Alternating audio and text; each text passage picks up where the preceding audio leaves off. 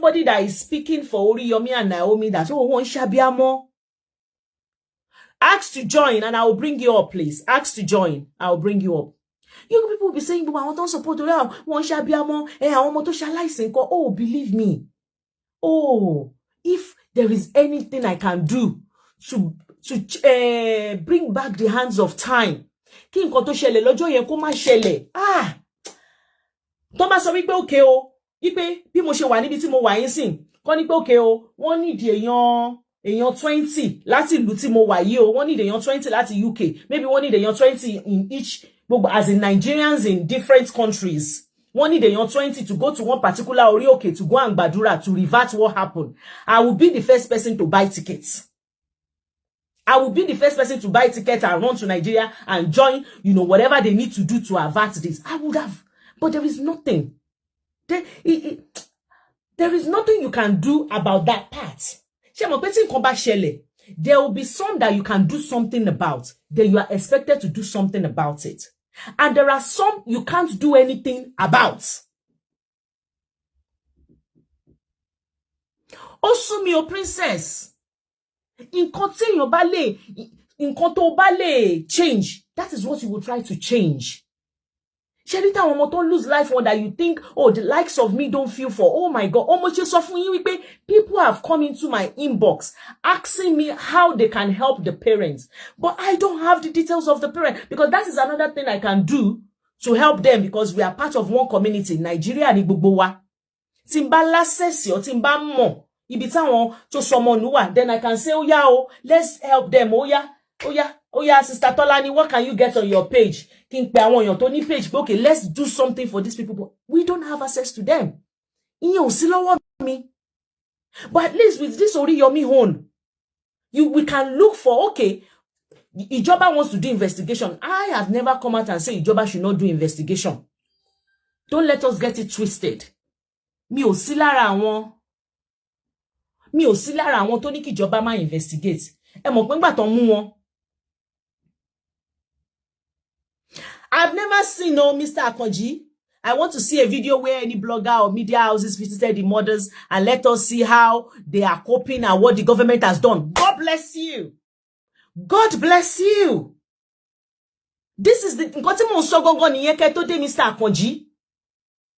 The government just put all their energy on Mr. Oriyomi and Naomi. They forgot that there are other humanitarian things that they are supposed to do when it comes to Oro Ibadonye. There are other. You need to request me. Request. I don't know how to ask somebody. If you request, I will bring you up. But I don't know how to bring you up if you have not requested. There might be no. I'm still learning. Cause see me or anything. Tí bá ti jí láàárọ̀ báyìí, mo máa lọ sórí Facebook, máa lọ sórí Instagram, máa lọ sórí TikTok, máa lọ type in Oriyomi, máa type in Naomi, and máa wá fi see from most recent.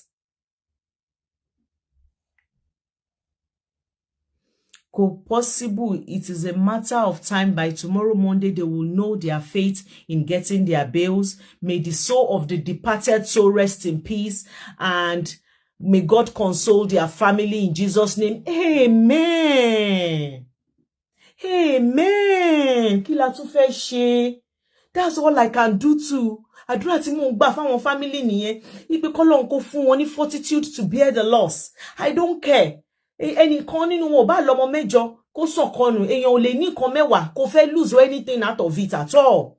Consequences indeed. When there was a charity gathering a few days ago after that stampede, and the same thing almost happened again. Oh, it actually happened. They said one person, yes, in Ibadan. One hour méjì kan kán lẹ́sẹ̀, èèyàn kan pa ni. They said 2 people kán lẹ́sẹ̀.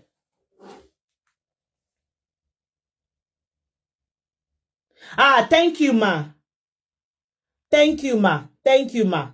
Ẹ ṣé, ma. God bless you, ma. Mo ti rí nǹkan tẹ́ send, ma. Ni mo ń sọ.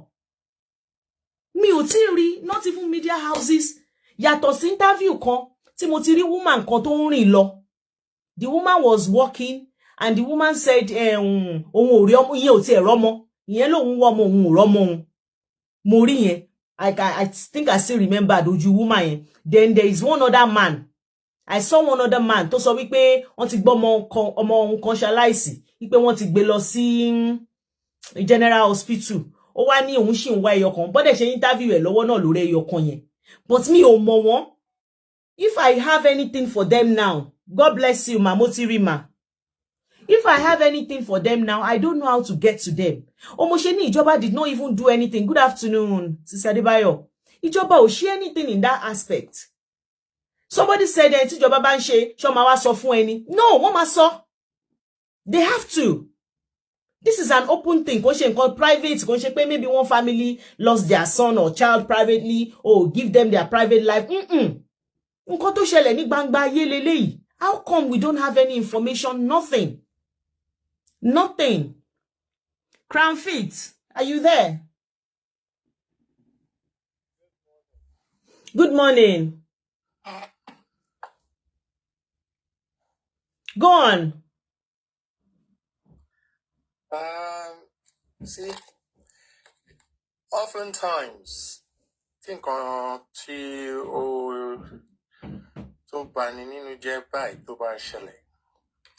in our land, the government have always chosen to remain reactionary. The government would rather witch hunt than to give themselves the opportunity to learn and prevent such incidents from happening. Stampedes do happen all over the world. When you look at the atmosphere of the country and the current economic situation, there's hunger in the land. On a good day, before we ran deep into the state of the really deplorable economic situation in Nigeria, where most people, the vast majority of Nigerians, are faced with poverty. Back in the 70s and in the 80s, we've always had issues like this, where a large crowd of people, for whatever, people get excited for whatever reason. But in this case, it's more about children gathering in large numbers. It's easy for the state to shut down citizens when they are in a position to express their right in protest. Very easy. The Nigerian government, whether it's a state level, Monkey Olori Facebook, oh, thank you. Of shutting down large gatherings. Now, agbègbè ibi tí wọ́n ti pe àwọn èèyàn kí wọ́n wá láti wá gba ìtura, a gesture of goodwill, a philanthropic expression. Now, agbègbè yẹn, there is somebody in charge of public safety. It falls under the jurisdiction of the government. God bless you, sir. The police has a role. The commissioner has a role. Now, what has the government done? The government cannot just say they are not aware of a large gathering of 5,000 people. Yes. Whether or not permission was taken for the location, the venue, whether or not there is actual sign off that yes, you are permitted to, to have this function hold on this day between this time and this time, whether or not that final sign off took place or not, that is inconsequential. In a country that works, the government cannot turn a blind eye or a deaf ear.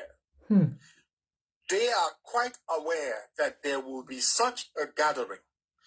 So whether the organizers were prepared, whether there is enough capacity to hold the number of people coming, there's something called, occupancy capacity. So if a stadium or a public square can only hold 1,000 people, it's the job of the government, God whoever bless is you. in charge of public safety, to monitor that environment. God bless you, sir. To ensure that whoever the organizers are, if they're ill prepared, they can shut down that event. God bless you, sir. They have the tool and the resources. It's one hand, Kiema deploy foot soldiers, Kimoma do bidding elite. You know, anybody who has enough money can speak to a DPO and something exchange hands, and you have 3 police officers with you for the day. Yeah, citizens do make such requests. However, at the end of the day, there ought to be a priority when it comes to public safety. When you protest, you know, or like in government, that's not when the government needs to act. Anything that will put the lives of the citizen in danger should be a priority. So I want to know what the DPO of that area did to prevent this from happening, what the commissioner did, what everyone in charge of public safety did. I want phone call records, okay? And I want the foot soldiers, all the police officers, whose role it is to enforce the law. Somebody can go into that space and call up who's in charge, who are the organizers.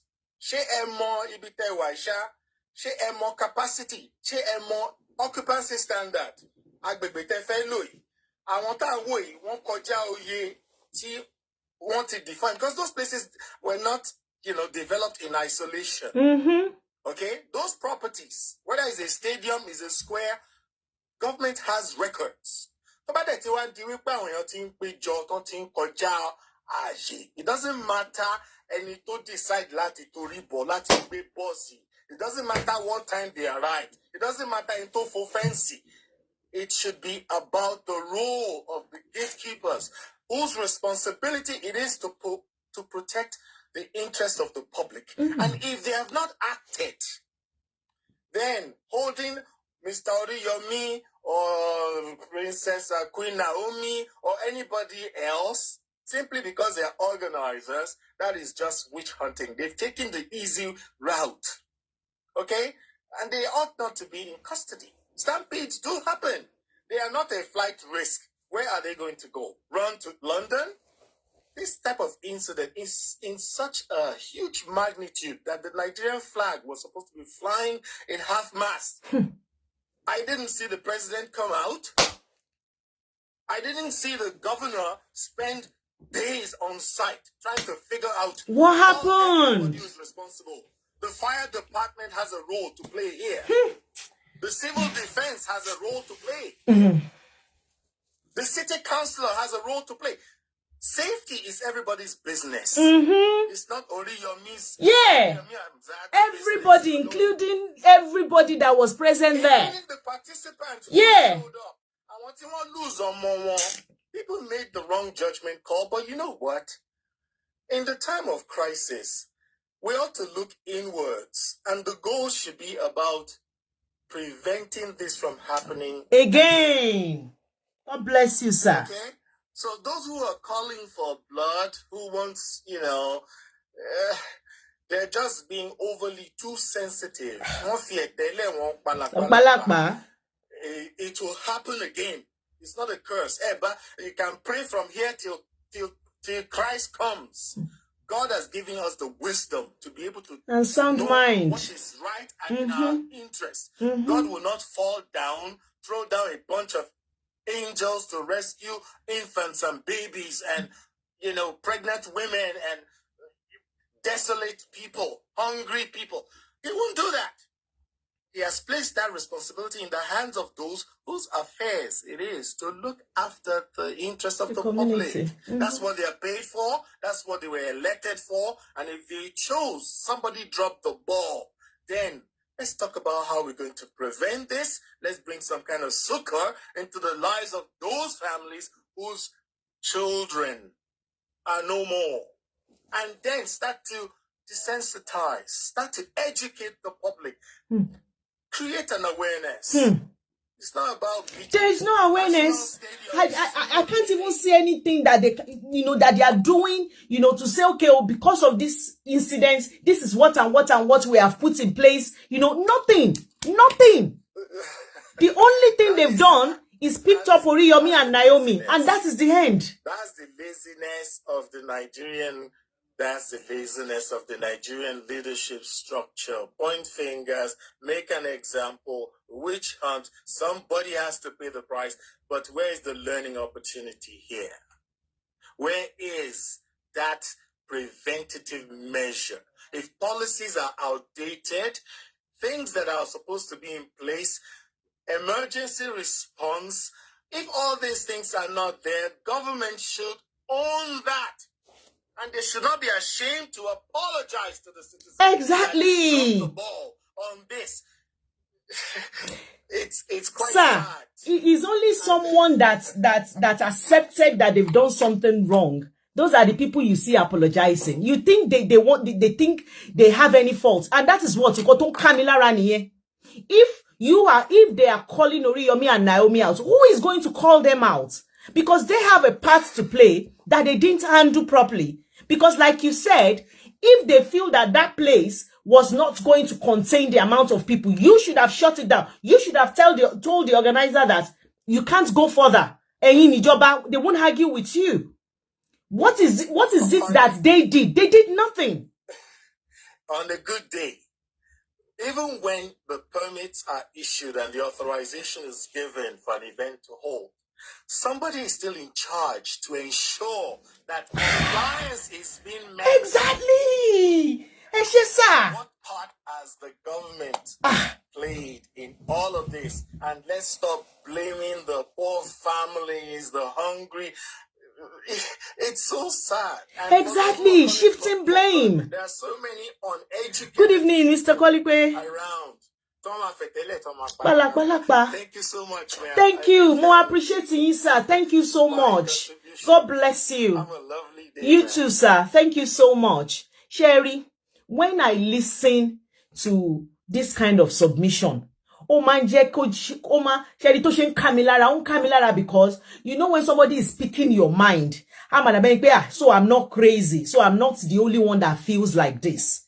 The first time ever, Timo Bosita, in Cotton Kamilara Nipe. And everything man sukosino.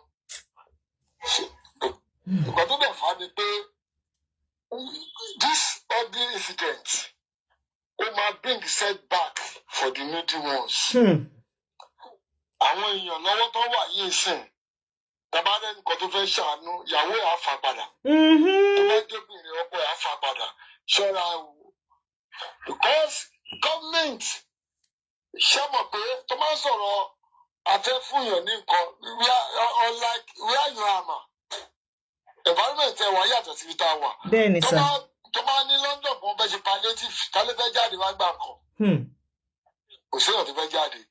But on this side now, come out to pay the stadium Ìbàdàn lọ́la. Let me to power tap on TikTok, please.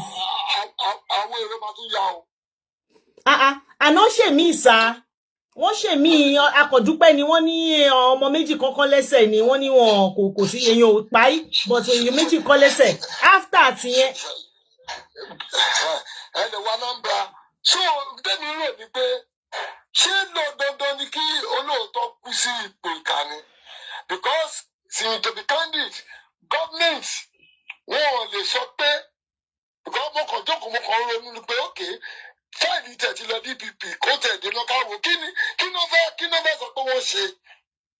Ṣé wọ́n lagi báwọn èèyàn lórí ni? Àbí sábìnrin ẹ̀jẹ̀ ìṣẹ̀lẹ̀ Nàìjíríà yìí ni?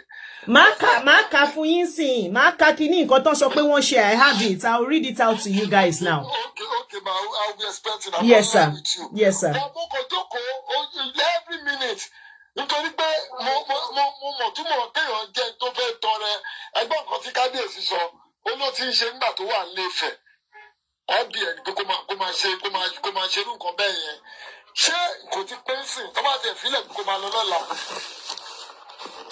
ó dẹ̀ máa affect so many things. Ọlọ́run wà pẹ̀lú wa mo fẹ́ gbọ́ nǹkan yẹn mà. Àmì ó dá tẹ́ ṣe rán mi létí because mo mo screenshot ẹ pé màá kà. Ẹ jẹ́ kí n lọ wá. Let me read it out to. Wá farabalẹ̀ jókòó tí mo wá tún gbọ́ díẹ̀. Mo reverse gbogbo tí mo ní ní. Ọlọ́run yọ yín mi ò rí. Mi ìbá bọ́ṣọ́lẹ̀ bá yín jà ni. Kódà ṣe rí n tó ṣẹlẹ̀ Ọlọ́run ní jẹ́ ká tún ríru rẹ̀ mọ́. Àmín. Ẹ̀kọ́ ló dẹ̀ tún jẹ́ fún wa. Ẹ jọ̀wọ́ kí n tó máa sọ̀rọ̀ lọ mo fẹ́ bẹ̀ gbogbo àwọn èèyàn tí wọ́n ń lọ kí Oriyomi àti Queen Naomi kàn fi ọgbọ́n ṣe. Torí àwọn ẹbí àwọn tí wọ́n sọ ọmọ nù náà wọ́n ń wo gbogbo kinní yìí. Mo dẹ̀ tún fẹ́ fi àsìkò yìí sẹ́ndí mẹ́sẹ́jì sí ọmọọṣẹ́ Oriyomi kan tó sọ̀rọ̀ ní orí Yaya Gambari níbi ọjọ́ 4 sẹ́yìn. Kó jọ̀wọ́ mi ò ní dárúkọ. Yes sir. Ọ̀rọ̀ bó ṣe sọ pé àwọn tó kú yẹn pé minor ni ó ní agbára. Mo sọ́rí pé mò ń sọ eléyìí ẹ jọ̀wọ́. Àwọn tó wà níbẹ̀ yẹn ló tó ń fi ara ní kò mọ̀ pé òun fara ni wọ́n. Bó ṣe ká lára ló ṣe ń sọ̀rọ̀ o. Ẹgbẹ́ bá gbọ́ ni ẹ má fi ṣèbínú o.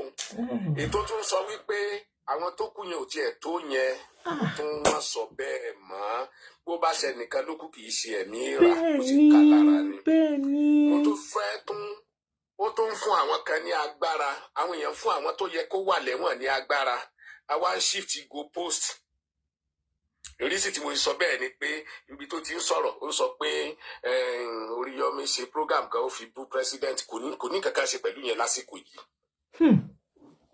Ọlọ́run á fún gbogbo wa ní ọgbọ́n ìmọ̀ àtòye to know what to water at this time. Àwọn tó yẹ kí wọ́n kọ́kọ́ lọ ṣà kó wà irú fire department of Oyo State ẹni tó bá head ẹ̀ ti yẹ kó máa consider position rẹ̀. In fact tó bá ṣe pé mi lu ní gan máa ti tender resignation. Kìíní mi health and safety department. Okay Maggie. Ó ti yẹ kí wọ́n bọ́ síta ká tètè máa sáré káàkiri kí dẹ̀pẹ́ tó head ibẹ̀ náà kó ti máa tender tí ò bá ti tender rẹ̀ kó máa consider ti tender resignation kìíní rẹ̀ sìn yìí títí tó fi dé ọ́fíìsì gọ́vnọ̀ torí mi ò tí ì gbọ́ statement gọ́vnọ̀ kó ń dẹ̀ ló lórí ìjọba Ọ̀yọ́ state kò sí kankan tí a fi ń ṣe ní hídè mọ́ oyè tó kára àwo ti kára ẹ̀dẹ́ a mọ̀ pé àwọn people victim ni wọ́n àwọn òjíṣẹ́ Ọlọ́run ẹ má jẹ́ ká sọ kínní di ọ̀rọ̀ ẹ̀sìn wọ́n tún ti ń shift go post ó ti ń di ọ̀rọ̀ ẹ̀sìn.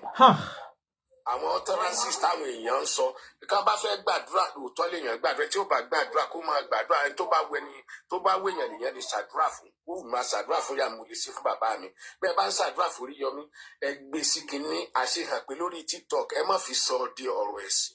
Àwọn fámìlì tí kínní yìí ṣe bí ọ̀rọ̀ bá ti ń pẹ́lẹ̀ ó máa gbọ́n sí ni. Ẹ ti ń shift go post ẹ ti wá jẹ́ kí àwọn tó yẹ kí wọ́n lọ sà tó yẹ kó wà ní àhámọ́ gangan ẹ ti wá ń jẹ́ pé àwọn gan lẹ tún lọ bẹ̀ pé kájọ kan bá yín da Oriyomi sílẹ̀ àwọn tó ní ẹ̀bi gangan lẹ tún lọ bẹ̀ kò rí bẹ́ẹ̀ rárá. Àwọn wo ló ní ẹ̀bi sà? Head of department. Oh okay because mi ò rí show yẹn sà ni mi ò rí bí tán ti. Àwọn tí wọ́n wà ní kinní kó ti pè wọ́n publicly kó ti ká ti fún wọn ní query kí wọ́n ti pè àwọn yẹn náà ká ti wà ní detention báyìí. Ṣùgbọ́n àwọn gan ni àwọn èèyàn ń lọ bá pé ẹjọ́ ẹ bá ní bá governor sọ̀rọ̀ ẹ bá ní bá president sọ̀rọ̀ no. Ẹ tó jẹ̀bi àwọn tó jẹ̀bi gan lẹ́ ń lọ bá. Lara mom say ask me I'll bring you up you haven't asked to come up. Ẹ wá lọ fi àwọn tí ó jẹ́ victim ẹ ń fi wọ́n lọ fi bẹ̀ wọ́n kò rí bẹ́ẹ̀ rárá.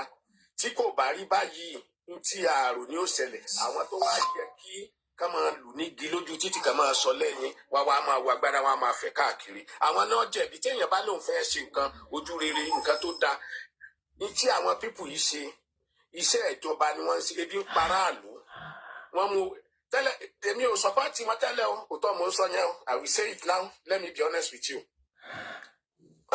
Bọ̀ àtìgbà tí mo jókòó mo á wò iṣẹ́ wọn ebi ń pa aráàlú wọ́n bá yín tún aráàlú ṣe. Àwọn mìíràn lè sọ pé wọ́n fi ń wá popularity tí èèyàn bá ti ṣe náà ní ti. Nǹkan tí mo sọ nìyẹn sá wọ́n bá wá popularity ṣe bí wọ́n ṣáà fìdí àwọn èèyàn tẹ́bi ń pa in the process. But wọ́n fìdí àwọn èèyàn tí ebi ń pa nígbà tí wọ́n dẹ̀ ti lè sọ pé wọ́n sọ nínú kíní tí bí wọ́n tiẹ̀ wá bá yín pé wọ́n fẹ́ ṣe nǹkan báyìí tí ó ti lè wà nurse nínú rédíò bó bá ṣe advanced country ni wọ́n á ti lọ bá wọn wọ́n á ti health and safety á ti lọ check ibẹ̀ fire kíní á ti wà medical department á ti wà wọ́n á dẹ̀ ti sọ fún wọn pé ẹ̀yin tẹ́ ẹ bá pè yàn 5,000 ibi tó bá máa accommodate 30,000 lẹ́yìn láti wá fún wọn because gbogbo ọmọ ìyàwó wà òbí tí ó mú ọmọ rẹ̀ wá ọmọ ẹyọkan lẹ́nìkan ní ń bọ̀ wá èèyàn bí òbí mẹ́ta ni ó tẹ̀lé. bẹ́ẹ̀ni sà. àwọn tí ó wà á tajà náà wà ń bẹ̀. bẹ́ẹ̀ni láti iṣẹ́ ìjọba nìyẹn kì í ṣe pé à ń ṣe 1+1 ní tí wọ́n gbowó oṣù lé lórí nìyẹn. so nígbà tí ò dẹ̀ ti sí yìí bẹ́ẹ̀ tí irú eléyìí ti ṣẹlẹ̀ gbogbo àwọn tó yẹ kí akọ́ ti lọ máa query gan ni wọn ò lọ query yẹn. wọ́n ti wá ń shift go post ọ̀rọ̀ ẹ ti wá di pé àwọn kan ti ń ṣí kínní wọ́n ti ń ṣí platform láti sọ pé à ń defend àwọn tó ọmọ wọn kú àwọn kan sọ pé à ń defend Oriyomi àwọn kan sọ pé à ń defend Naomi àwọn kan kò rí bẹ́ẹ̀ rárá. nínú gbogbo àwọn tí wọ́n encourage tó ń lọ fíṣítì Oriyomi káàtì ẹ̀ sọ pé àwọn kan ti sọ pé okay hospital àwọn kan tó wà ní hospital náà lọ kílíìnì tí wọ́n bá gbé jáde àdéhùn balance but wọ́n ti ń shift go post. ó yé mi sà. bí ẹ̀yin alfa tẹ́ ń ṣe kí ni ẹ bá ń wo kíní ẹ jọ̀wọ́ ẹ change ẹ ẹ má sọ ọ̀rọ̀ yìí di ọ̀rọ̀ òṣèlú. ẹ má sọ dọ̀rọ̀ ẹ̀sìn ẹ̀yin náà lè máa tún mú gbogbo ẹ má tún fọ́ lójú. I'm not saying you shouldn't pray for them but ẹ má instigate ẹ má jẹ́ ká tún dá nǹkan míì lẹ̀ èyí tó ń jẹ tán wọn ì tí ì jẹ tán. wọ́n ti ń dá sílẹ̀ àwọn tí ọmọ wọn wá kú tí wọn lọ sí ọmọ wọn. you can't even ẹ lè kóyún àwọn yẹn kéré láyé kò ṣeé kó kéré. You can't say you are speaking for Oriyomi and be speaking less of those people. You are not doing him any favor. ẹ̀yin tẹ́ ẹ sí platform náà ẹ bá ní highlight ẹ pé àwọn tó wà ní in charge of health and safety security wise commissioner of police. Sir, I've done that, sir. I did a show where people call in. Yes, sir. Mo ti gbọ́, sir. Mo máa ń lọ sórí platform àwọn tó ṣe kinní náà níbẹ̀ o èmi ẹ lè máa ṣe kinní but ìgbà tẹ́mi náà jókòó mo á tún wò pé ṣe bíbi tí mo wà yìí báyìí àwa náà ti ń gbé petition jìde mi gan personally send the petition and I'm still going to send another one tomorrow about that. Kí ni commissioner of police ń ṣe? Kí ni iṣẹ́ rẹ̀? Good question. Kí ni wọ́n wà fún? Sir, please, did you see when Oriyomi and Naomi went to that department for children or something? Yes. They didn't ask any security question, none whatsoever. None. So, Talofe, who is going to query them? I will not need to be queried. They need to answer question. Ní tí mo sọ náà nìyẹn pé àtọ́ yẹ kí wọ́n pé nìkan làwọn èèyàn tó ń lọ bá pé ẹ bá ní ṣe nǹkan báyìí ibi tọ́rọ̀ yẹn wà nìyẹn so tá a bá rà wọn mìíràn tí wọ́n dìde tí wọ́n sọ pé kán ṣe Oriyomi náà kán ṣe báyìí èmi ò fẹ́ blame wọn much náà because nítorí pé àwọn tó yẹ kí wọ́n jẹ́ ń gbéjà náà ní à ń tẹ bọ́tìn àwọn ń tẹ bọ́tìn wọ́n ń lọ tẹ bẹ́tìn rọ because ẹ̀ ń gbé ẹ̀bí irú ẹ̀ tẹ́ ẹ sọ pé ẹ fẹ́ràn ẹ̀ tó jẹ̀bi gan lẹ́ tó ń lọ bẹ̀bẹ̀ pé kó bá yín sànú ẹ̀ tí kò jẹ̀bi. Maybe they don't know. They know. Gbogbo táwọn mìíràn ń ṣe ọ̀rọ̀ òṣèlú ká lè rí báwa náà lọ ṣe nǹkan báyìí ni kò sẹ́ni tó fọ́ lójú kò sẹ́ni tó rọ lápá gbogbo àti ọ̀jẹ̀ kínní gbogbo náà ń lọ sílùú òyìnbó ń gbogbo ìgbà ètò ń lọ sí Amẹ́ríkà ètò ń lọ sí kínní they know tá a bá sọ pé wọn ò mọ irọ́ là ń pa gbogbo kò sóore táwọn èèyàn wá ń ṣe ní Nàìjíríà yẹn kò sóore òtítọ́ nù rò pé tí wọ́n jẹ níbẹ̀ ni tí wọ́n ó ṣe kinní ni ìkà ní gbogbo wọn tí wọ́n ń gbé kinní jáde tí wọ́n ń sọ pé àwọn ṣe gbé àwọn fẹ́ràn gbá ìbánisàdúrà ìkà ni wọ́n because òtítọ́ ẹ̀. God bless you, Omola. Collective failure. I like that word. Collective failure.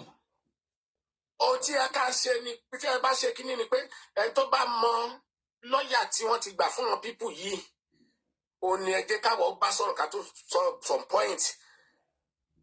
Then it will be openly. Kì í ṣe pé bóyá ọ̀rọ̀ sentiment ọ̀rọ̀ emotion kan ní tó wà lẹ̀ yìí tí a bá fi sentiment and emotional something ṣe tí ó jẹ̀bi ó jẹ̀bi. God bless you, Sister Toyosi. torí wọ́n ti ń dìrú wọn sí àjọba tó yẹ kí wọ́n ṣe kíní kó ń kálukú wa máa dáhùn ká pé petition ká send ẹ̀ sí commissioner sí kíní dẹ̀pọ̀ sí kíní IG ká lọ sí kíní wọn kíní IG dìde nígbà tí wọ́n pa ẹnìkan sí sẹ́ẹ̀lì ní Ìlọrin tọ́lọ́pàá tó ṣe. Oni, not to talk of 30-something children. I don't see, aside them picking up Oriyomi, there are other important things that they should be doing. They are not doing anything. Question, the Commissioner of Police, Lawyer State. So, maybe it's the network, Lara. Lara, you are up already. Can you not see yourself? You're up. Please, kindly highlight this. I will, sir. I will, sir. Please, thank you. God bless you. Esheungon, sir. Ejem Piki Koli. Hello?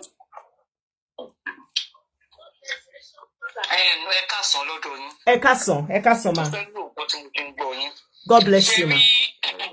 Nigeria. Ọlọ́run ò lè bá wa túnṣe wá fún ara wa la máa túnṣe fún ara wa. Ọlọ́run ní òun ti nínú tí Ọlọ́run dá tó dáa jù láyé yìí Nàìjíríà ni number 1 lágbàáyé ní gbogbo òun tí Ọlọ́run dá. Ṣé wọ́n ní mo wà ní Oriyomi Hamzat platform ní Amẹ́ríkà àní group àti ẹ̀mẹ́pà ti send letter out nsìn. Okay. Fún consulate fún àwọn tí òbí wọn kú. Okay. Táwọn ọmọ wọn ṣaláìsí rather. Táwọn ọmọ wọn ṣaláìsí ó ti yé mi bẹ́ẹ̀. Ṣé rí mo ní nínú gúrùpù wa ọlọ́pàá wà ń bẹ̀. Àwọn ṣẹ́mọ̀ oríṣiríṣi èèyàn ni wá tọkàn láìkí bó ṣe máa ṣe. Ní September, is it September? A wá pè Aláàjì pé ń ṣe bẹ́ẹ̀ ṣe máa ń fún àwọn èèyàn ní nǹkan mọ́. Ó pé a fẹ́ give out. Aláàjì ní tábà mọ ohun tí ojú òun rí lẹ́yìn kìíní yẹn. Ó kì í ṣe wàhálà kékeré. Ní wọ́n fi kíní yẹn tún sọ òun lẹ́nu bí gbàtẹ́ pé ṣe mọ̀ pé èyí náà tó bá wò ó dáadáa lẹ́nu bí oṣù mẹ́fà before now wípé gbogbo bóyá máa ń give owó ti lọ sílẹ̀. He has a lot to say. Ó sọ̀rọ̀. I can't blame him. I can't blame him. Wípé òun kò tún ṣe jù bẹ́ẹ̀ lọ. Okay, ó ní care home. Nígbà kan mo ní ó dá care home yìí. Gbogbo wá sí platform wa ká mọ bẹ ṣe sanwó school àwọn ọmọ nílò tí wọn bá fẹ́ help wọn lè help wọn. Ohun tó gbé jáde lòun ti ń ṣe for years àwọn ọmọ mi wà tẹ́ pé kékeré lòun tí wọ́n ti wá university nsìn. He told us. Ṣé ohun tí mo fẹ́ fàyọ ní pé wọ́n gbọ́ kíní rédíò yẹn? Wọ́n gbọ́ because tí Oriyomi bá accuse minister for marketing mi mọ bó ṣe ń pè àwọn ministers yẹn ní orí rédíò tó bá wá fẹjọ́ wọn sùn lẹ́sẹ̀kẹsẹ̀ wọ́n máa pè wọlé. Wọ́n máa ń gbọ́. Wọ́n ń gbọ́ Oriyomi dáadáa gbogbo àwọn department ẹ̀ ló ń gbọ́ Oriyomi lẹ́sẹ̀kẹsẹ̀ wọ́n máa pè wọlé tó bá across the union wọ́n máa sáré pè wọlé pé èlò kò kí ń ṣe bẹ́ẹ̀ àti débẹ̀ àti lọ bá wọn ṣètò ẹ̀ kọ́ máa wọ́ọ̀rì wọ́n máa ń pè níjọ́ kan nígbà míì minister for health kìíní ó wà kí òsèèyàn kan wá fẹjọ́ ẹ̀sùn wá ń sọ̀rọ̀ ní ṣókànwá ó pè wọlé lórí ṣó yẹn. Níjọ́ kan sọ̀rọ̀ pé wọ́n máa ń jí mọ́tò wọ́n máa ń gbé lọ wípé àbọ̀bọ̀ èèyàn kan ló máa ń gé mọ́tò ní Ìbàdàn tó lè sọ pé tán bá rí kíní yẹn máa yẹn ó ní tí máa yẹn bá wà tó sì kọ́ máa bọ̀ kẹ́lẹ́ mi pé wọ́n gbọ́ immediately ṣé kókó I don't know bóyá program kọ́kọ́ alátẹ̀ni ká tó rí bí 15 minutes ẹnìyẹn ti dé wọ́n ní ẹni tó gé mọ́tò náà ló dé mi ìrántí orúkọ yẹn ṣé mo jẹ́ the Lord wọ́n gbọ́ nígbà tó ti ń pariwo ọ̀rọ̀ Naomi yẹn wọ́n gbọ́ wọ́n kàn gbé títí ni people are complaining pé táwọn bá lọ hospital kò sí enough doctors ẹ ṣàmárí tó bá wá síbẹ̀ sórí ọ̀dọ̀ Oriyomi tó bá ń pariwo ọmọ àwọn kú wọn ò dá wọn lóhùn dókítà kan ó fẹ́ tàtẹ́ǹdì séyàn 30 ní ìmọ̀ London ṣé mẹ́kọ́ Amẹ́ríkà lè mí gbé. Bẹ́ẹ̀ni. Ọlọ́pàá sọ fún mi wípé àti nínú platform ní ohun tó ṣẹlẹ̀ náà kí á ti wà gọ́lébù jù á ti gọ̀ jù. Ẹ bá mi power tap on TikTok ẹ jọ. Ó yẹ ká lọ mú ìjọba fún nǹkan tó ṣẹlẹ̀ yìí. School yẹn Ìbàdàn ni mo first daughter mi fẹ́ mọ ní Ìbàdàn mo mọ school yẹn. School yẹn lè gba èèyàn 15,000 tẹ́ máa ráyè jókòó. Really? Bẹ́ẹ̀ ni it's a very big school. It's a very, very big compound. fídíò sí kan mo máa rí pé wà intelligent tí mo ṣe ń pè sọ̀rọ̀ mo máa gbọ́ ọ̀rọ̀ yín dáadáa kẹ́ tó wá sórí títọ́ mi ìmọ̀ TikTok yẹn lò bọ́ mo wá Facebook lò pé kí n máa gbọ́ yín dáadáa ṣe rí wọ́n yóò tó dá sùn ọ̀tọ̀ wa tó skul yẹn ṣe mo ti débẹ̀ gbẹ̀yìn nísìnyìí bí bẹ́ẹ̀ tóbi ó dẹ̀ ní fẹ́ǹsì ibẹ̀ yẹn wà secure lamẹ́ríkà yẹn máa ń pín oúnjẹ wọ́n máa ń pè wá pé ká wá gba nǹkan fáwọn ọmọ bóyá school supplies kìíní kan ṣe mọ̀ pé tó ń pé àti mọ̀ pé ó yẹ ká kíwù ni kò kí ń sọ́lọ́pàá bẹ́ẹ̀ kò sí 911 níbẹ̀ kò sí omi iléeṣẹ́ panápaná kankan bẹ́ẹ̀ tí nǹkan bá ṣẹlẹ̀ ṣe wọn tó bá ti gbọ́ láti pé nǹkan ṣẹlẹ̀ pé ọ̀kan ló kàn máa pè tí wọ́n bá ń jà nù lẹ́sìn tó bá gbé ṣe pé ẹ̀ nídìí láti pọ̀lọpọ̀ onígbòye kan wọ́n máa débẹ̀ bó ṣe ń ṣẹlẹ̀ ní ìmọ̀ ní UK o nǹkan wá lọ rí débẹ̀ mi ìmọ̀ ń padè but lamẹ́ríkà wa yìí ọ̀hún nífẹ̀ẹ́ kájà pàtì ẹgbẹ́ pé wọn nàìjíríà wò dé pàtì we still just come house now ẹ̀ṣẹ̀ wọlé láàárọ̀ yìí ni àárọ̀ ọlọ́pàá bẹ́ẹ̀ tó bá kàn fẹ́ kéré ò pọ̀ jù tó bá ní òfọ́mọdé ló lè fi security àwọn bóyá àwọn bọ́ọ̀dì àwọn private security yẹn síta pé kọ́ máa ẹni tí ò bá ti ní invitation kó má wọlé bó ṣe ń ṣẹlẹ̀ lágbàáyé nìyẹn kò sóbì kankan tó ti fẹ́ ṣe nǹkan fọ́mọ tó máa kọ́ ọlọ́pàá olùṣe ọlọ́pàá ò ní responsibility wọn ni ṣé pátí ọlọ́pàá máa lọ máa ṣọ́ bó o tẹ́gbà tó ti dọ̀rọ̀ ọmọdé ewu kínní yìí wọ́n ní pé ó máa bẹ̀rẹ̀ kínní ní aago mẹ́wàá. aago mẹ́wàá wọ́n ti débẹ̀ the day before. ṣé wọn lọ kó security round the school yẹn bó ṣe tóbi tó ní ó tí mo sọ yìí àti dúpẹ́ pé a ní èèyàn nìbàdàn but we are doing our investigation àwa náà ń ṣàwátà. mo fowó àtọmọdín yín lẹ́nu ẹ jẹ́ sáré sàn kan àti ṣé o tí mo ṣe last I mentioned that ṣe ríru school yìí gan àwọn tó jẹ́ ti Mr. Oriyomi ó ti yẹ kí wọ́n ṣe live show pẹ̀lú àwọn ṣé àwọn surveyor náà máa ń pè àwọn tí wọ́n máa ń measure tó máa ń measure ó yẹ kí wọ́n ti lọ kí. Bẹ́ẹ̀ni. Father Lord's pet is 22 that died over there. Mo ẹ ṣàgbọ́ ó ní responsibility ọlọ́pàá ló yẹ ká mú fọlọ́ ló lè ti ráìtì wọn ẹ̀bùn ẹ pé kò ní gbà.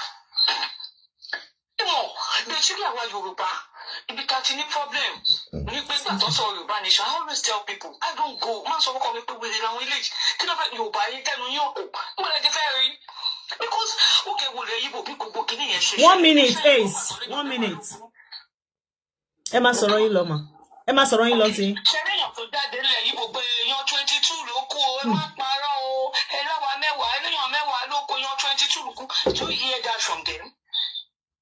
No. But a máa bá ara wa jẹ́ even nílùú òyìnbó gan tá wà yìí tí lómi bá rí Yorùbá àwa ti ṣe kọ́mẹ́ntì tó bá sọ̀rọ̀ àìdá nípa Yorùbá tá bá ti mú a máa fẹ́ bí ẹ̀sọ́ ọlọ́pàá a ti ń ṣe l'Amẹ́ríkà wa yìí àfi tábàgbò because òòrè máa jẹ́ máa ń pè wá yá a ti ń ṣe ń gbàtà yí pẹ̀lú wa ò kí ń kò mi I don't know other community bẹ́ẹ̀ ti kọ́ ẹyọ kan mo mọ̀ ẹ́ kọ́nà máa kó yọ but Nigerians we always rely on God ṣé gbogbo àwọn pípù yìí tẹ̀rí yẹn wọ́n máa irú àwọn alájà kàwé àtàn sọ̀rọ̀ yẹn wọ́n máa lọ wá oògùn ní. Oh, Lord, she must you go to Oni and do picture and bring it out? Wọ́n náà tún lágbára lé àwọn èèyàn lórí. Ṣé rí ní Amẹ́ríkà gbogbo àwọn ẹ̀mí sọ pé gbogbo àwọn parents àwọn ọmọ yẹn wọ́n ti máa wà custody. Oh, I said that too. I said that for every parent that there is evidence of negligence, wọ́n ti gbé wọn. Ma. Fídíò kan wà táwọn ọlọ́pàá, àwọn securities tó wà pẹ̀lú àwọn ọmọ kan ló iṣẹ́ àbáyé tó wọ́n lẹ̀ báyìí bí sardine tó rí parents wọn. Ṣé nìbàdàn? Nìbàdàn níjọ́ yẹn. Bẹ́ẹ̀ni, yes.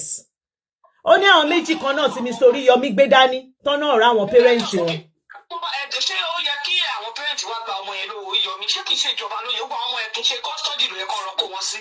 Káwọn òbí wá ṣe wá claim wọn ń bo lọ́wọ́ tó fi káwọn ọmọ wá síbẹ̀ láago 2 àárọ̀ tó fi mọ́ ọmọ yẹn bẹ̀rẹ̀ tó 7 láàárọ̀ ìvẹ́ǹtì aago 9. God bless you as you power tap on TikTok. God bless you ẹ ṣé. Ẹ̀yin lẹ jẹ́ kó gan pa kò yé gan. Mo ń gbọ́ yín mà. Ó sórí chíà yẹn níbo làwọn òbí wọn wà that time.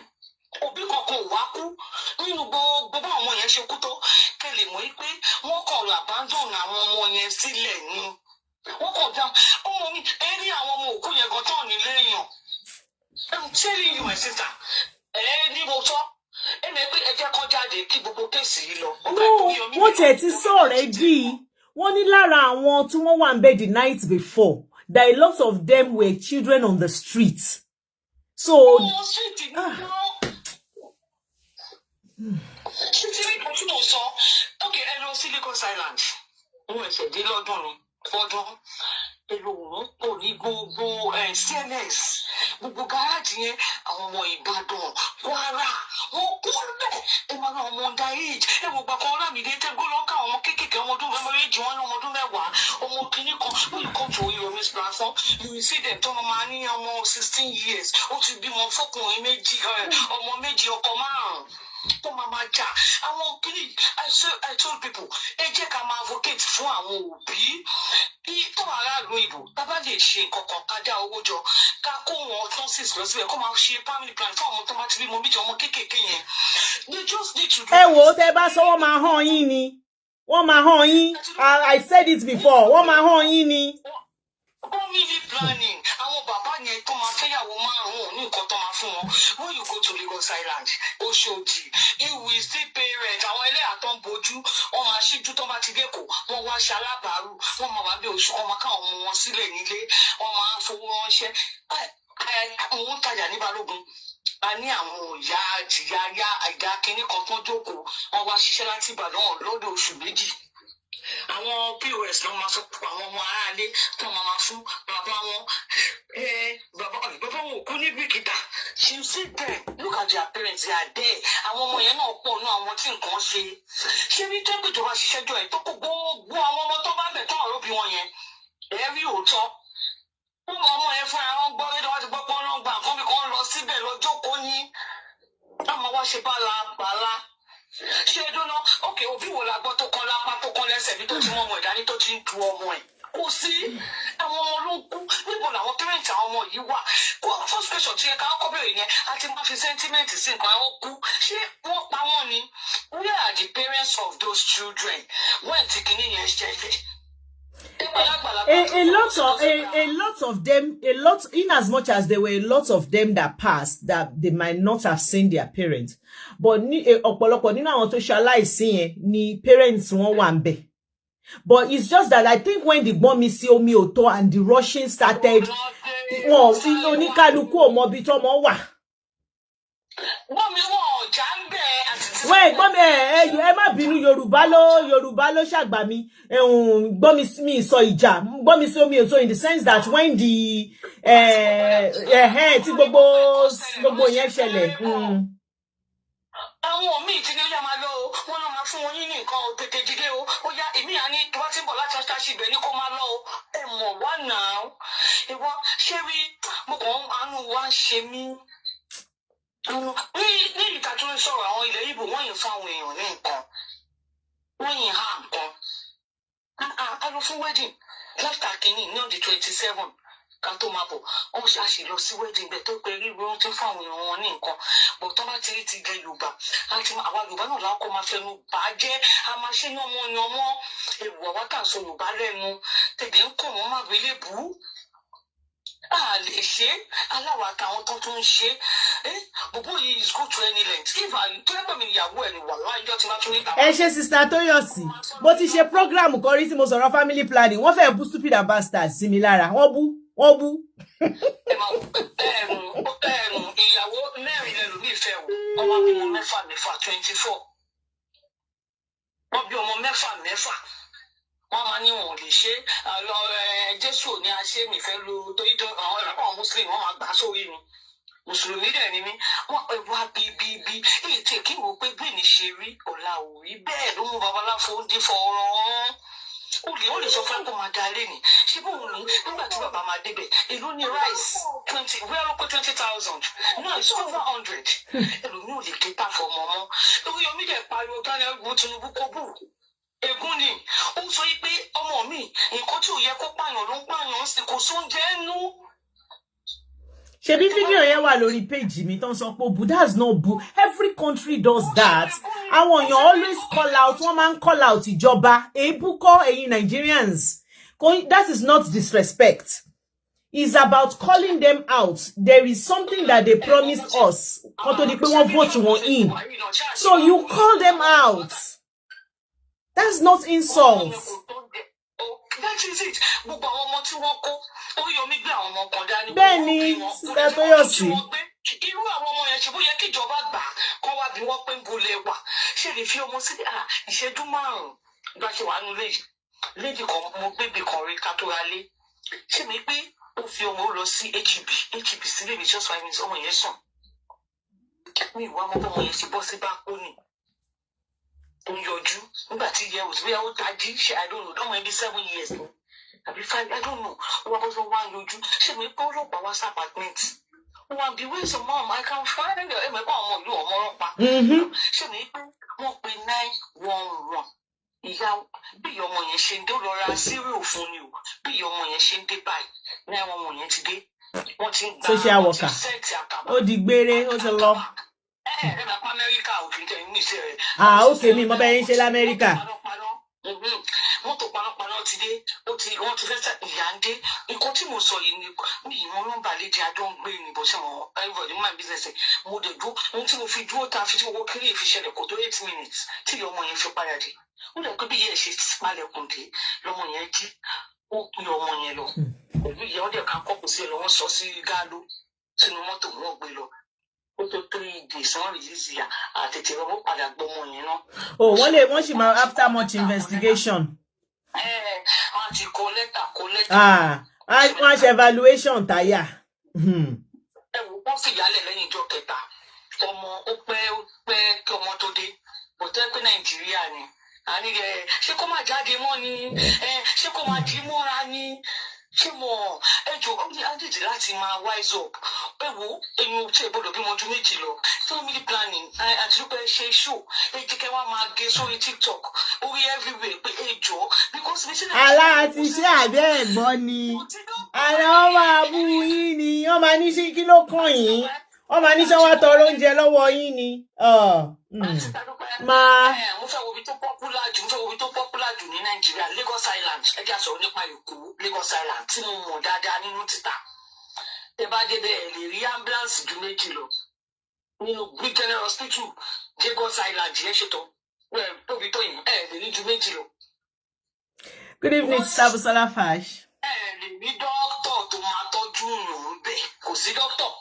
Ẹ bá máa rí dókítà kan ló máa wọ́ọ̀rí wọ́n máa ní ẹ̀wọ́n ní di dókítà nọ́ọ̀sì ló máa lọ ṣe ẹ̀wọ́n ní kọ́kọ́ ó yẹ kán káwọn nọ́ọ̀sì síbẹ̀ ó yẹ kán káwọn dókítà ní Amẹ́ríkà kan ṣán káwọn nọ́ọ̀sì síbẹ̀ mímọ́ London ṣán kó sí títì wọ́n kó sí playing ground ni tí nǹkan bá ṣẹlẹ̀ náà ẹ̀ṣẹ̀ máa pè wọ́n ká má ti fẹ́ bá ti ara wa jẹ́ kó dé dá ẹ ṣáà máa advocate ọmọ bíbí kọ́ dínkù àwọn ìyá tọmọ wọn bá ti bímọ méjì kó mú ọmọ lọ sí hospital kan lọ ṣe family planning fún wọn àwọn ọkùnrin Nàìjíríà ó yẹ kán ti tẹ̀ wọ́n lọ́dà kó wọ́n ọmọ ní lókè ẹ jẹ́ sọ tó yí pẹ̀lú ọkọ tẹ́ mú wọn pé favourite yín máa lo as an example lẹ́nu fún yín ìyẹn ní Ìyábọ̀ Òjó ẹ wò ó nígbà tó di single mother pẹ̀lú ọmọ méjì ó dẹ̀ fẹ́ bright future fún àwọn ọmọ yẹn. Ojúkọ ẹ̀ jẹ́. Ẹjọ́ ṣé Ìyábọ̀ ní opportunity àti tú in the last. Anix request I'll bring you up request. Mo gbọ́ yín sí. Mo kàn fẹ́ lo Ìyábọ̀ tó pẹ́ tó jẹ́ ní káyé mọ̀. Ó lè ti fẹ́ yàwó ó lè fọkàn mi kò ti máa bẹ̀rẹ̀. Ọba ẹ ká sọ sá happy Sunday. Ọmọ kan tí ìyànbá ẹ jẹ́ ká mú àwọn òbí tó bímọ méjì tó wọ́n ti di medical doctor wá láti fi train àwọn èèyàn wa tẹ bá bí wọn mẹ́fà bí tẹ bá ti ṣe wàhálà tí lórí ọwọ́ mẹ́fà tó bá wá tó tẹ̀tọ́ àwọn ẹ̀fẹ́ máa ṣe fún yín jẹ àárẹ̀ ló máa padà lóògùn náà máa fi ra tó yí wàhálà àti tọmọ mẹ́fà bó wá ti pa yín sára ẹ̀ tí ò bá ti kú sọ́run o ìwà ipá káyà ló padà wọn máa fi ṣọpẹ́ fún wọn ọmọ méjì kò síbi kan ṣe lè létó tẹ báyìí mú gàrí 500 ẹ̀yin méjèèjì ẹ̀ṣẹ̀ ẹ̀yin méjèèjì pẹ̀lú ẹ̀yin mẹ́tẹ̀ẹ̀ta yẹn ẹ̀ sì máa lè jẹ advocate ọmọ bíbí ló yẹ ká máa sọ ní Kwara State Ìbàdàn. Amen ọba.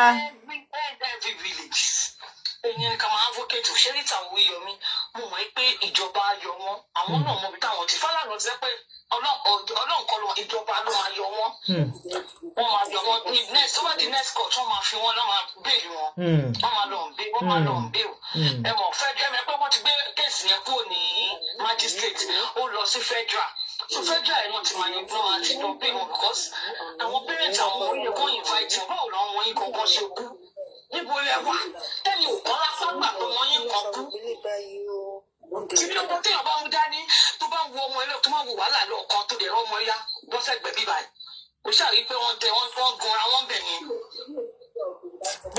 ẹ ṣe gan sis mi ẹ ṣeun gan ẹ ní sọ̀rọ̀ tán lágbára Ọlọ́run you said a lot Ọlọ́run á jẹ́ kán gbọ́.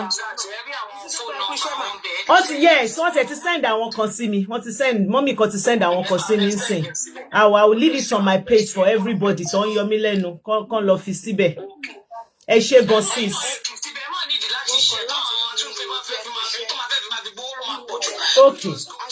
Okay. All right. Okay. Ẹ ṣé sis, ẹ ṣé. Can everybody mute on TikTok for me? Ace, Mr. Ace, are you there, sir? Yes, I am. God bless you. Thank you for waiting. God bless you. Mi mọ̀ nǹkan tó ṣe, mi mọ̀ bóyá network ni. Mo ń gbé àwọn èèyàn sókè, ó ń padà sísàlẹ̀. Just bear with me. Ẹ jẹ́ a gbọ́ yín, sir. I like this point. Good evening, sis. How are you? I'm fine, thank you, sir. Wish you same, sir. Sister tó sọ̀rọ̀ lákọ̀ọ́kọ́ yẹn. Yes, sir. Àwọn ọ̀rọ̀ tó sọ, there is point and àwọn kọ̀ọ̀kan wà jẹ́ pé it cannot work in Nigeria. Number one thing, my country, Nigeria, is my country. Nigeria is rotting from the top to the bottom. I concur. You cannot 1 million, kí Oriyomi jẹ́ 1 million, kọ́ papọ̀, kọ́ wá fi ṣe Oriyomi kan ṣoṣo. Kò lè eradicate poverty in Nigeria. Kò lè ṣe anything. Nǹkan tó lè ṣe ló lè ṣe yẹn. And moreover, Oriyomi is a scapegoat. Let me pa the proper way.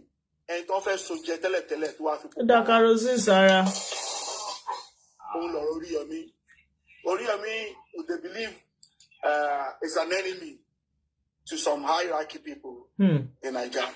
You understand? Yes, sir. He has stepped on so many people's toes. Yeah, the fact that he's always calling them out, exposing things. So okay, Anix. It's just me because pure akoba.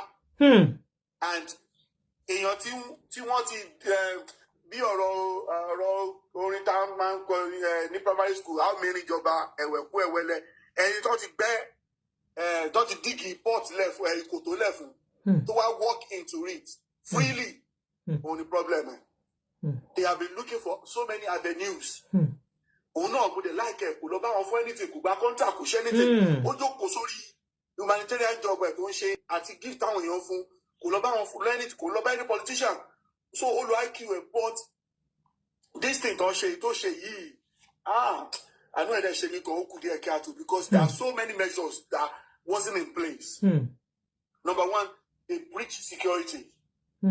That place should be secured 24/7 before that day. According to people, wọ́n ní alẹ́ òru ọjọ́ yẹn àwọn èèyàn ti wà ń bẹ̀ already. How did they get in there? How we so sure pé àwọn ọmọ tó kó lọ síbẹ̀ gan-an àpapọ̀ kì í ṣe àwọn ọmọ tó lọ kó ní Maiduguri wá síbẹ̀ pé okay wọ́n ti mọ̀ pé stampede máa ṣẹlẹ̀ wọ́n máa kó àwọn ọmọ tó pé wọ́n níyàwó ní bàbá mọ́ tó bá ṣẹlẹ̀ they will now pin it on them. So gbogbo àwọn nǹkan tó ṣẹlẹ̀ nìyẹn the fact that pé ó ti lọ́ta tó pọ̀ jù stampede ṣẹlẹ̀ l'Abuja now stampede ṣẹlẹ̀ ní other states now they did not drag the organizers this much. Why are they dragging him this much? Naomi, I would say Naomi, she's a public figure. To back with Naomi, Nicolo, that she show ye. One, the drag it to buy ye. By now, she'll be out on bail. 100%. I'm telling you, 1,000,000%.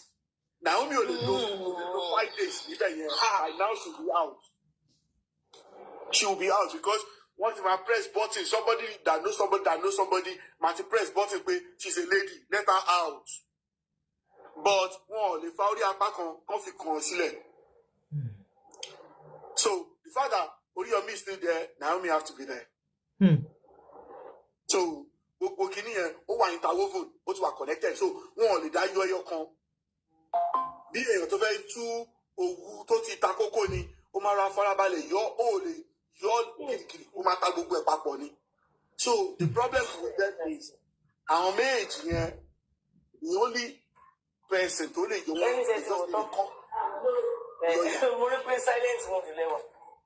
competent lawyer ló lè yọ wọn, and in the sense that tó bá gba bail wọn the case will now start because tí wọn bá tó bá kàn gba bail wọn wọn lè sweep case under the carpet o wọn máa tún wọn gbé especially Oriyomi wọn máa tún gbé ni any little thing tó bá tún ṣe tó jọmọ government or to expose anything wọn máa gbé case yẹn jáde again wọn kàn ní commissioner of police state yẹn kó send our boys lọ kó tó lọ gbé wọn máa gbé again so bó ṣe wà yẹn ń sìn yìí ó ti di customer wọn tó bá ní customer dáadáa ni bó ṣe wà yẹn in the next 6 months customer wọn ni so the only thing tó lè ṣe ni pé they should charge them to court properly, let them go through the legal battle. People should support them, you know, in any way for them to win that case. If not, kò ní gbádùn ara ẹ̀ for in the next 6-7 months kò lè gbádùn ara ẹ̀ because wọ́n máa pè fún questioning, wọ́n máa pè fún anything tó bá lè pè fún wọ́n máa pè fún. And the other lady too, they will tag her along, but on a good day, they don't really need that one because she's high profile. That's why a lot of people are saying that she's there because of Mr. Oriyomi. But believe me, I don't know what to say to that. It is what it is. She's high profile. She's high profile. And I don't want to mention it. Or wherever. Mr. Ace. Yes. I want to ask a question. So Emma Binu Timba Be. Please, are you in Nigeria? No, I'm in London. Thank you. Because the question that I have that I've not been able to get answers to is, because I know that there is a lot that the government themselves need to be accountable for. So how do we get them to be accountable for their parts in this? Because it's as if they are not, they are part of this. Yes, sir. Can I answer your question? Yes, sir. First thing I said, my country, because Illumine, Benny, denying, lie, me, they need denying. It's a place I love so much. Yeah, I'm in and out. I don't just sit down in London. In fact, me, 30 December, they call me a color. I just got back in September, and I'm planning to go back soon.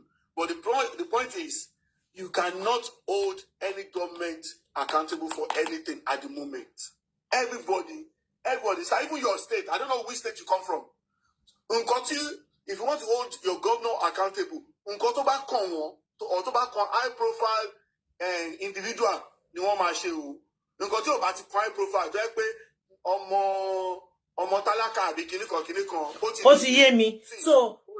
So we as Nigeria now, because you know in a working country, it doesn't matter who is involved, because these organizers, they got them involved, but they didn't do anything. They didn't ask question. They didn't ask them about security. They didn't ask about how many children that are coming. They didn't ask if they had water station.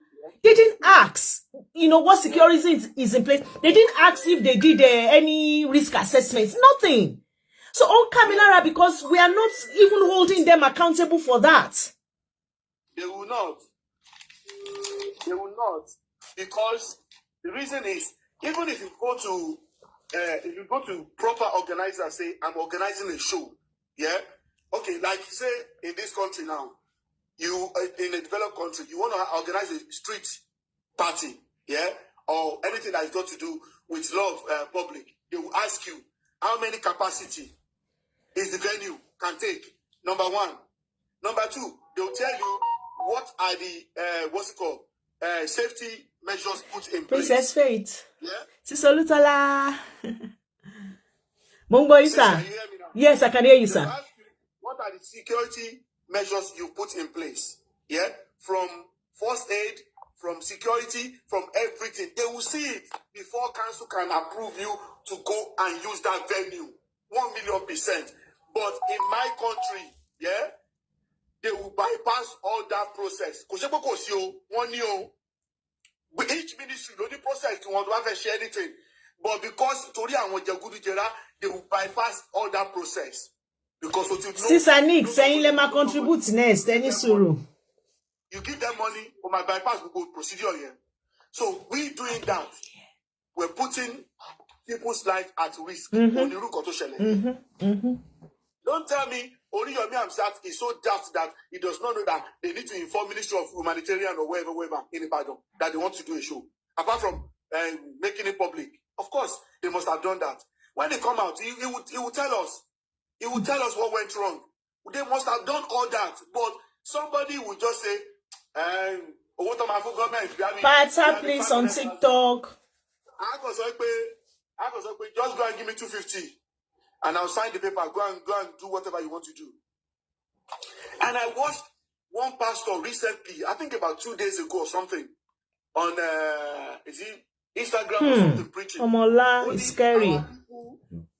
Only our people will like everything free. Freebies.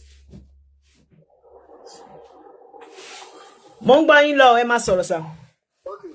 Only our people, some people are just designed to like freebies. Even though they have, but if you want back to the show, they will still run there. That's lockdown. Even though only why are we doing that? Why agree the big pay? I want to need just because they said it's free, you're not paying for it. And that is the average Nigerian mentality.